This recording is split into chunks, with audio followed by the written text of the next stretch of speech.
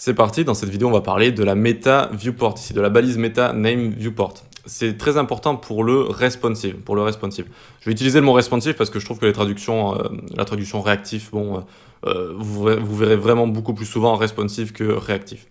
Donc ici, si on fait le raccourci point d'exclamation entrée ou tab, ça nous ouvre en Doctype directement, ça nous l'écrit, donc ça c'est assez pratique, je vous conseille de retenir ce raccourci. Et ça nous écrit directement cette balise meta viewport ici. Ça nous écrit également la balise meta charset. Charset, c'est les caractères qu'on va utiliser, donc tout l'alphabet avec aussi tous les signes qu'on peut utiliser. D'accord, donc c'est ce qu'on utilise en général en France, en Angleterre par exemple, et aux États-Unis. Et par exemple, si vous voulez faire un site en coréen, en japonais, en thaïlandais, il faudra changer ce charset là. Ok, très bien. Ensuite, qu'est-ce que ça veut dire meta name viewport ici? Eh bien, avant cette balise, les sites avaient une largeur définie, ce qui était pas mauvais quand vous allez créer un site en plein écran comme ça. Mais dès que vous arrivez sur un portable, eh bien, ça pouvait faire des bugs un petit peu pas très esthétiques, quoi. Regardez, on va écrire ici un paragraphe et on va lui donner une largeur. Alors, hop, on va lui donner une width de 250 pixels. Ou 500 c'est mieux.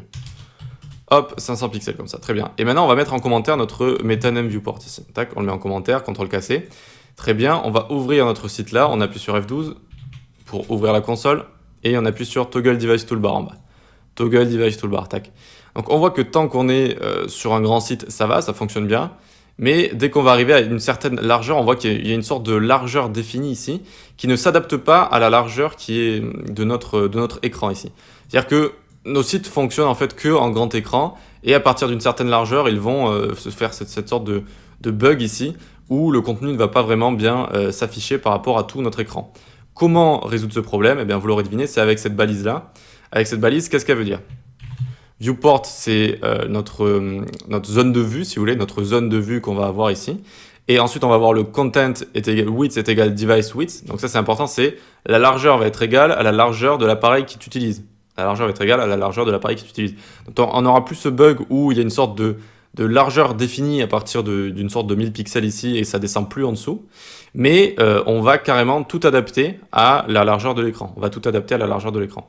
Et ensuite, on ajoute ici initial scale est égal 1 pour dire que le zoom initial est à 100%. Le zoom initial est à 100% parce que aussi on peut avoir des bugs où on arrive sur un site par exemple sous portable et le site est complètement zoomé. Ça vous est peut-être déjà arrivé sur des vieux sites par exemple. Il est complètement zoomé, il faut dézoomer ou le zoomer, enfin bref, c'est pas très bien pour l'expérience utilisateur. Donc ici, on adapte la largeur à notre écran et à l'appareil, donc à l'écran de l'appareil qui nous utilise, et on fait démarrer tout à un zoom de 100%, Et donc, voyons voir ce qui se passe ici. J'appuie sur F12 et vous voyez que là, je suis en mode Toggle Device Toolbar, tac, et maintenant, je vais pouvoir descendre et ça va tout le temps s'adapter à la largeur d'écran. Alors vous voyez que vu que j'ai mis 500 pixels ici, ça fait une scroll bar en bas, hein, c'est normal. Ça fait une scroll bar en bas ici. Vous voyez que je peux scroller comme ça, mais c'est le comportement classique et c'est normal. Vu que j'ai mis 500 pixels, dès que j'arrive en dessous de 500 ici, hop, ça me crée une scroll bar en bas. C'est beaucoup mieux que ça me laisse une sorte de largeur prédéfinie qui est impossible à dépasser. Vous voyez ?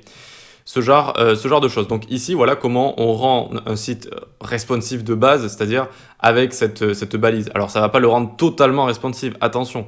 Ça ne va pas réduire la taille des éléments, ça ne va pas réduire le texte, ça ne va pas bien assembler les éléments par rapport aux autres, mais c'est la balise de base qu'il faut avoir sur un site pour le rendre responsive. En fait, c'est la première brique, si vous voulez, pour construire notre système responsive. C'est la balise meta name viewport. Allez, on passe à la suite.